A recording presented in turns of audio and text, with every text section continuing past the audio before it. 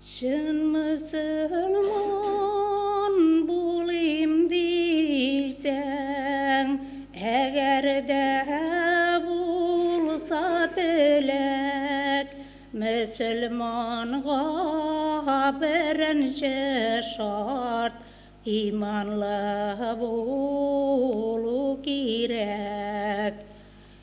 İkinci şartı beş vakit namaz okurga öğren, Kur'an ayatlarını oku, İhlas köngülün bilen.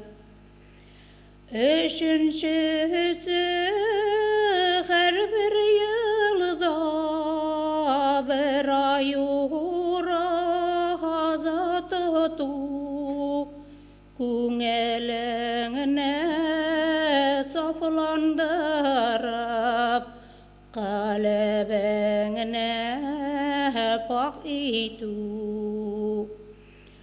Dördüncüsü namus bilen üz gününü göresin, kereminin verilişin zekat itip biresin.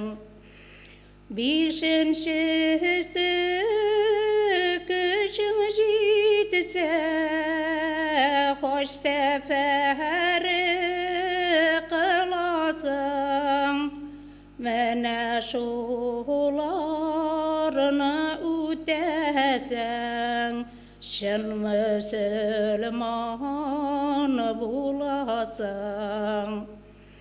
Şın Müslüman bulsan eğer, kabrin nurga gömelir, kıyamet günü gelgende cevabın jingil bular.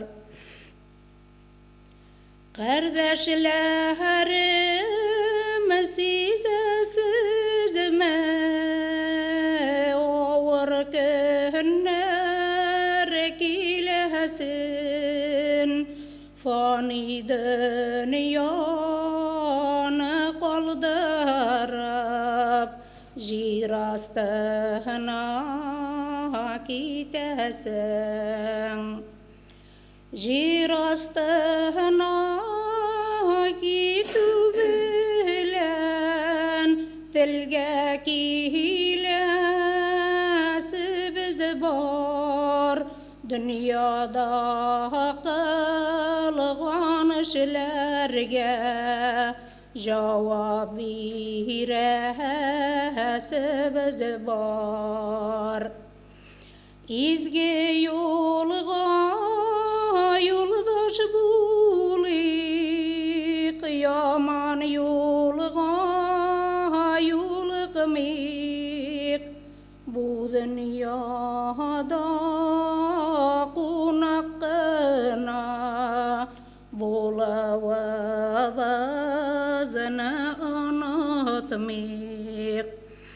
Ni kaderli toplasak da dünya malı kalacak, kılgan barlık emellerin özün bilen baracak, kılgan barlık emellerin özün bilen baracak.